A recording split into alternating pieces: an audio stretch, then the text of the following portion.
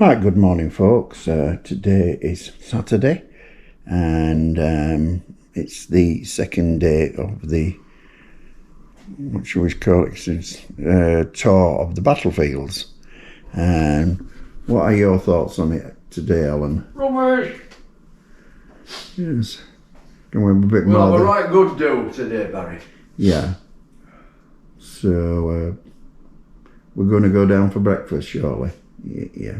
Okay.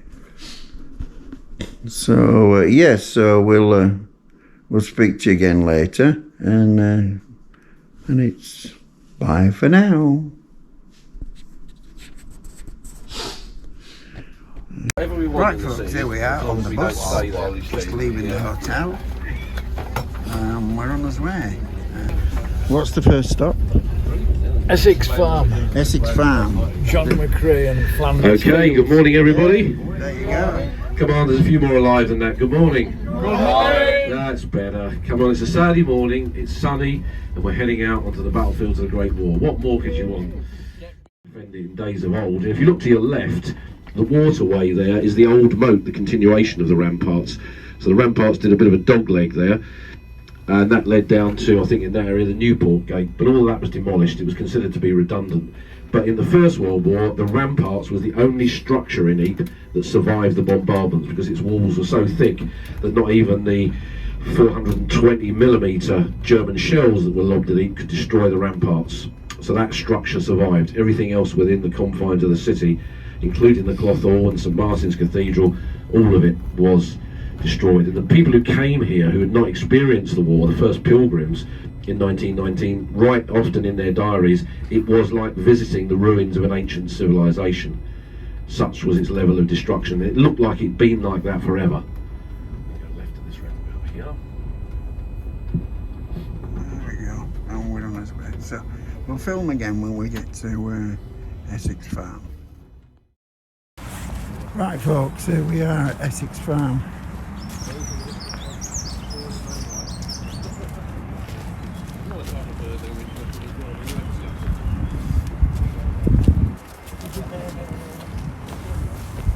Okay, so we've come down here to Essex Farm, and it's called Essex Farm because there was a building here that was a headquarters used by the 2nd Battalion, the Essex Regiment, during the Second Battle of Ypres in 1915, when the front lines were on the other side of the canal over there. This path takes us to the edge of the canal. If you walk down there, you'll see it in a minute. There were bridges, obviously, across the canal made by the engineers, but they used that as their headquarters. And they had a regimental aid post here, which was the first port of call for wounded.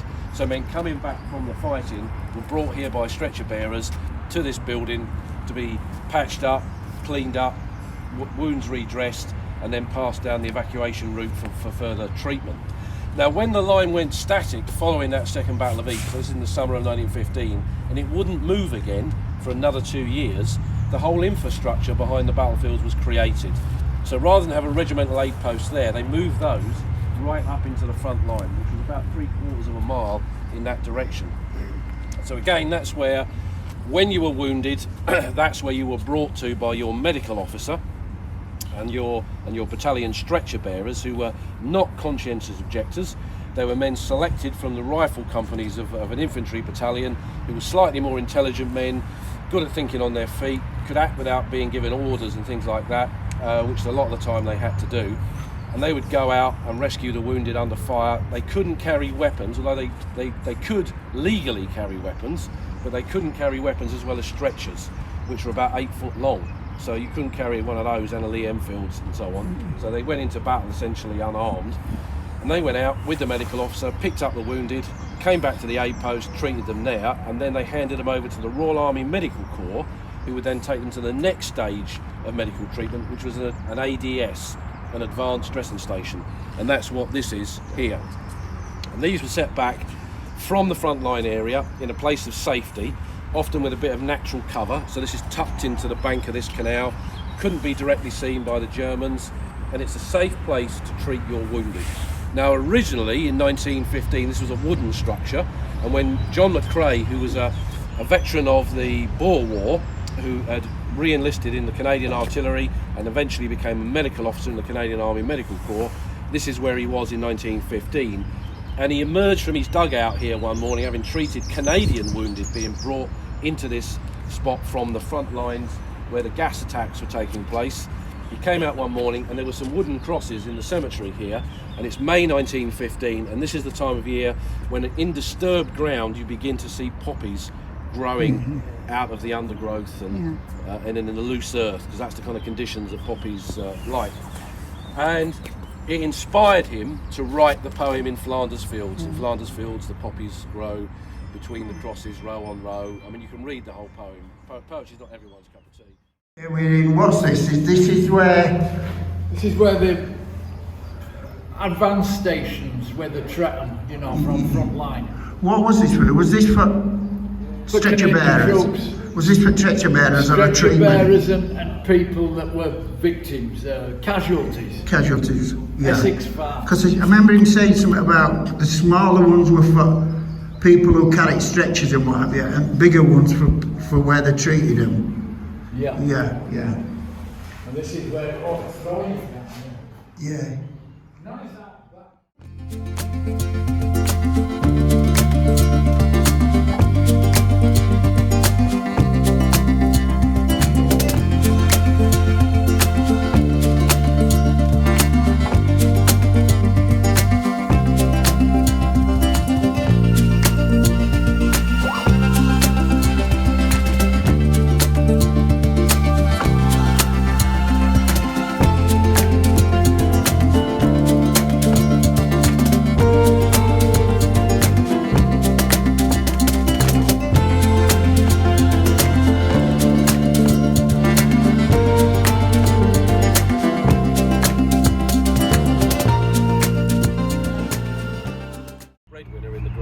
You might not be able to afford that inscription. So if you look at these, which are probably working class lads from Staffordshire, including Barrett, there is no personal inscription on there because the families did not have the money to do it. Australia and Canada paid on behalf of their families, and the New Zealand government decided it was one family.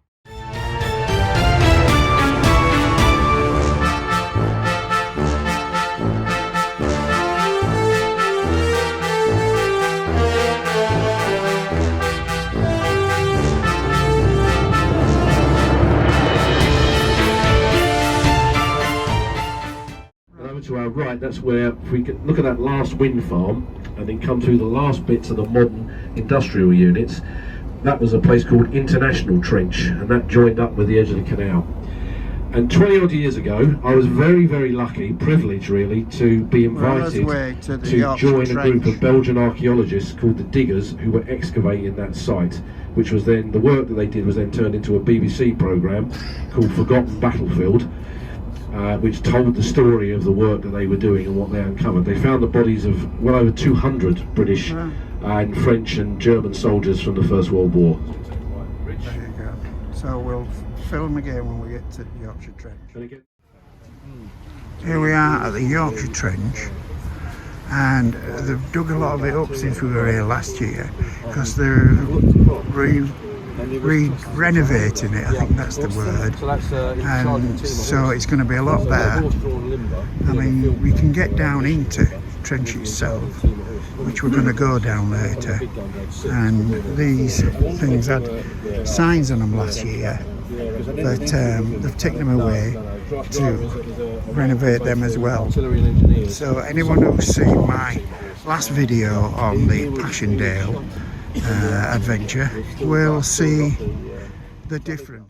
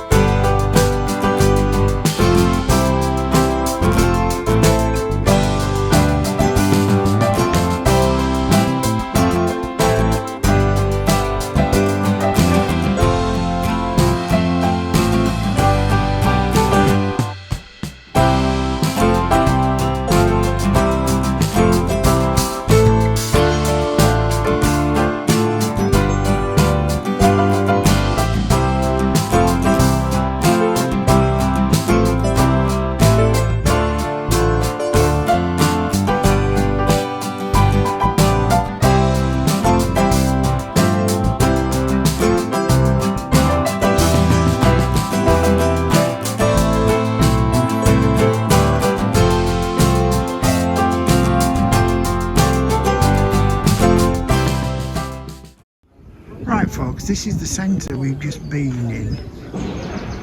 It's a sort of, I suppose you could call it a little mini museum. It's got there's a video in there showing you about the area. There's some photos in there about the area, which I've taken a few of. And as you can see, it's sort of in really countryside. It's a wind farm there. And we're going from here, I'm not sure, but we're going somewhere else, and then after that we're going for lunch. So I'll film a bit more when we get to the battle. Yeah, this was the Battle of Railway Wood. And that's... Which side was the British on, Alan? We see he's not all knowing after all.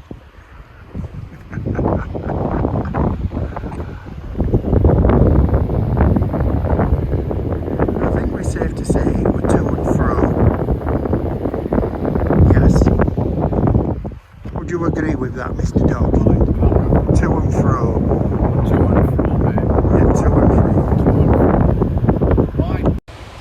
There you go. Say something because it's taking a video. Say something. Hello. Nice to see you, Barry. Nice to see you. To see you. See you now. Right, this is a monument to the Scottish Lives Memorial. 5 seconds.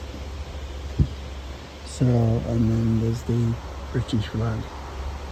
I'm sure the Scots would have rather have had the Scottish flag above them.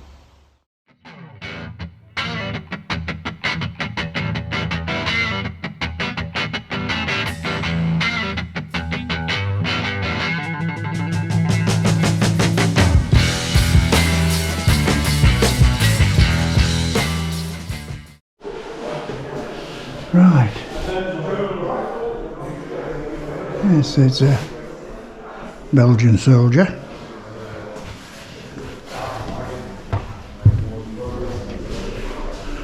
And now we have some Tommies in a trench. A Lewis gun. Yeah.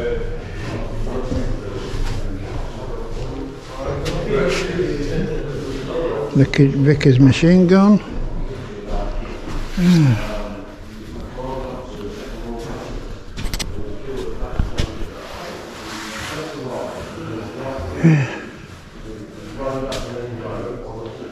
Huzzah.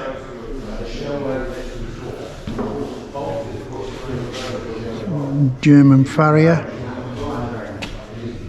German trooper. German cooking thing. A British officer on a horse. Right. Various regiments. I just stand back a bit. I think you can see them. Oh, yeah, various regiments around the country.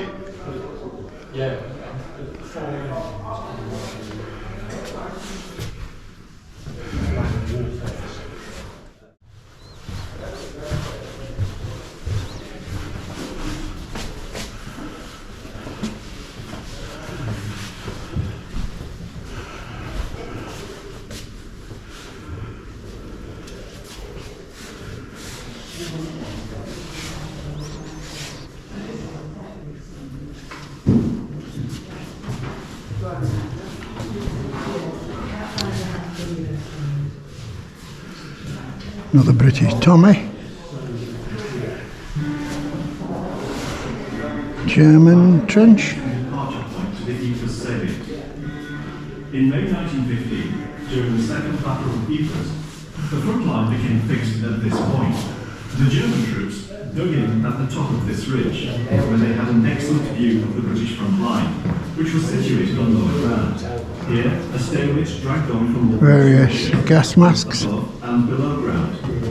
The scars of this struggle can still be seen in the landscape.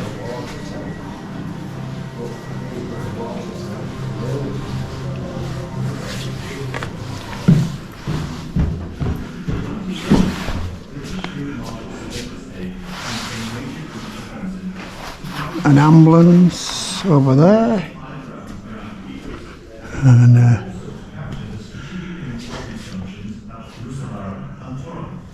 doing a bit of fans free this time. Why not?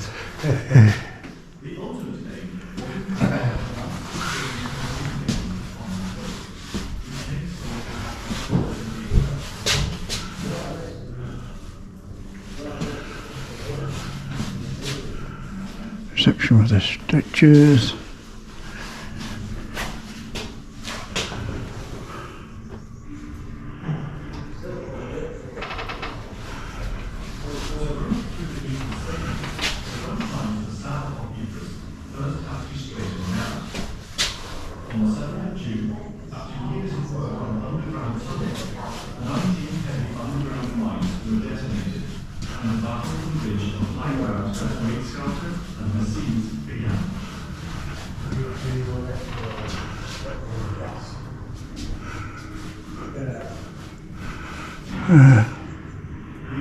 Hoogie in 20th of September. That picture's from 20th of September 1917.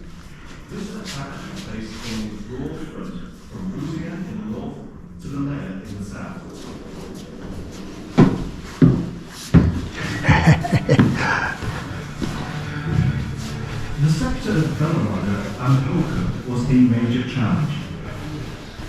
The terrain there was difficult to pass because of the slopes. Is that it?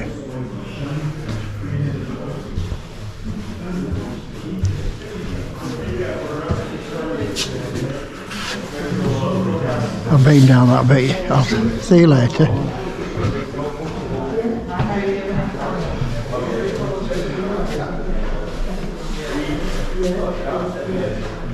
German uniform.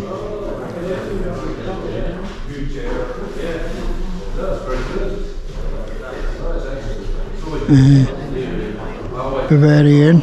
It's a Bavarian unit.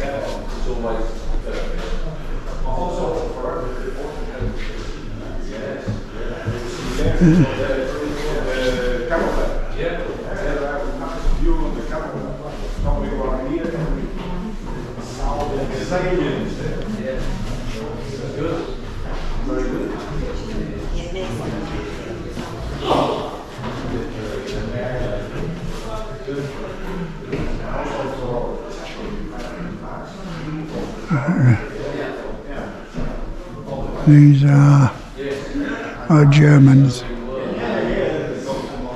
1915.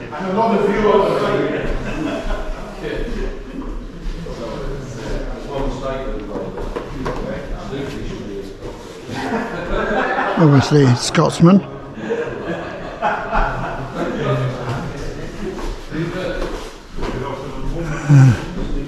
French.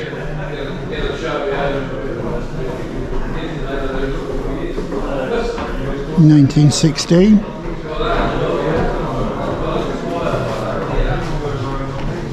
Germans again.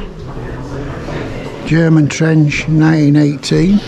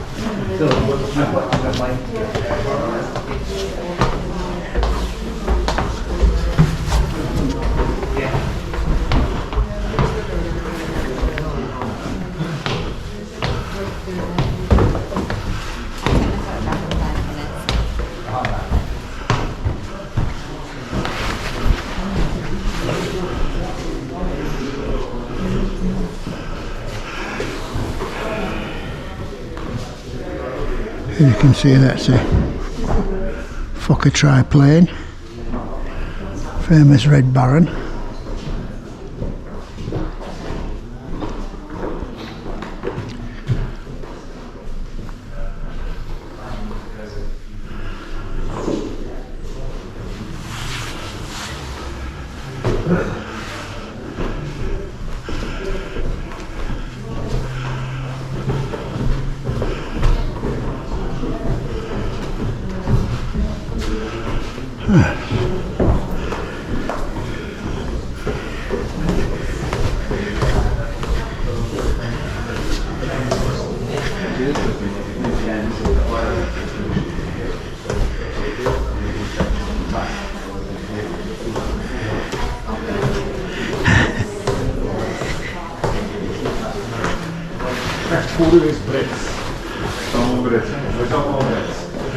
There is all different types of hand grenades.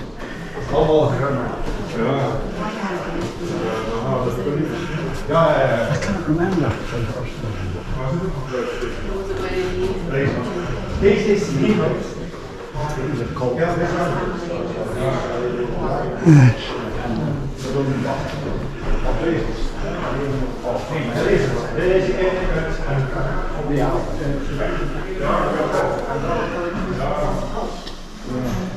British Expeditionary Force, BAF, different cap badges, London Regiment, Yeomanry, Foot Guards, other corps. Yep.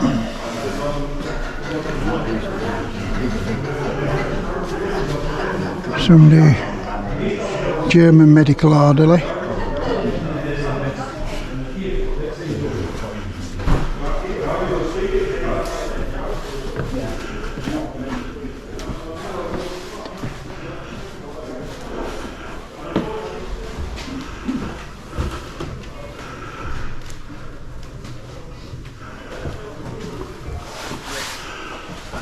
Various medals.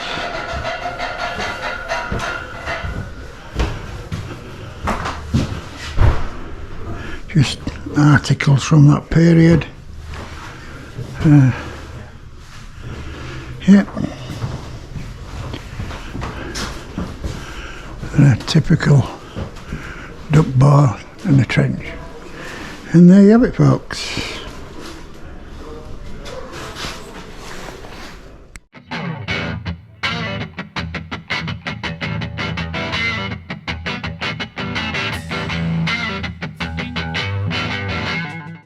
Down, some of them couldn't get over the embankment that this road was on, and they got hit by shell fire, and about a dozen or so tanks were abandoned. And in the 20s and 30s, it was a tourist attraction. These kind of tank monoliths spread out across this landscape, again like the kind of monoliths of an ancient civilization. And the wrecks of these tanks became tourist attractions where people would have their photograph taken standing on top of the tank and so on. And it was on this bit of the Menin Road that we're coming up to now. As it bends, there's a bit of a drop either side of it, and this is where the tank cemetery was located. So there's some pictures of some of the tanks in this field on the right here, up against the bank, some on the left, and there's a little road that goes off to the left here, where there was another load up there. And one of my friends, Simon, who's an archaeologist, did a dig on this road just on the left here last year, and he found in that little stretch of road on the left, he found bits of one of the tanks there. Right folks, our breath there has just come up a load of steps, and down in that crypt, believe it or not, is where Adolf Hitler hid during the First World War, when the area around here was being shelled, and he hid down there, yes. So we've actually been in a place where Adolf Hitler has been. Fancy that.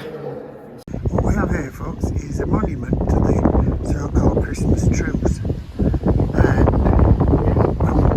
despite speculation to the contrary, no football was ever played.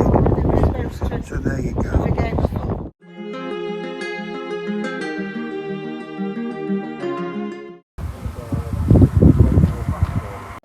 Here we've got some German, French, some Australian caps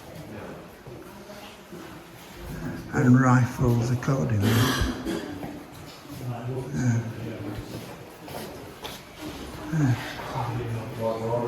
There you go. I'd hate to be soldier carrying that rusty old thing. Okay, so what are you... low battery.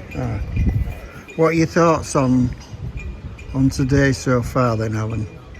Well, we've had a good time. We've taken in some new sites and scenarios that we haven't been to before. Bloke's very knowledgeable, company's good, beer's not bad, and you're a top man. Yeah. That's my thoughts. Right, well, like Callum said, it's been a nice, pleasant day. We have been to various places that are different from last year. If you are new to the channel, then welcome, and don't forget to subscribe. If you're a returning thing, welcome back, and if you go to the channel, you'll see last year's visit. Yeah, you'll see last year's visit, and you'll see what I mean about the different places. But it's been a very pleasant day. We sat in with a beer. Oh, it's lovely. Pity. It's just a shame I can't give you a job. Yeah, so we're enjoying the sun and what have you. We're here till about 5:10, which is the last drop of the day, and then we're going back to Ypres. So bye for now. We've Seeing just one of the left green the last Commonwealth stop of the signs day, for them. and we're making our way back to Ypres. And we're coming into Plugstert or Plug Street Village now, and in 1915 there was a campaign in Gallipoli, the Dardanelles, which was an idea of Winston Churchill, who was Lord of the Admiralty, and that campaign failed, leading in an evacuation by the British and Commonwealth and French forces in January of 1916. And Churchill resigned as a consequence of that, and he came to France to take over command of a battalion of the Royal Scots Fusiliers. So Winston Churchill served in the trenches of the Western Front during the Great War, and this is the village that he came to. And you won't see it clearly, but there is a little plaque on the town hall here in commemoration of Churchill. He was only here for about 4 or 5 months, but he could have gone up to the line and been killed by a shell. What we would have done 20 odd years later, who knows? But he could have been rescued by Hitler, someone says. Yeah, I don't think so. But interestingly, Anthony Eden, who was the foreign secretary, who was the foreign secretary in the 1930s, served in the same battalion as those Crossley brothers, 21st King's Royal Rifle Corps. And one time, I think in about 1938, around about the time of the Sudetenland crisis, him and Hitler sat down in a room together, and they were waiting for their aides to turn up to discuss whatever matter of foreign policy it was. Now, Hitler did not speak English, but Anthony Eden spoke German. So he asked Hitler, I understand that you served in the war, where did you serve? And they kind of compared notes, and it transpired that Eden and Hitler had been 500 yards away from each other in March 1918. And when Eden mentioned this to the French ambassador, he said, well, why the hell didn't you kill him when you had the chance? Nice one. If only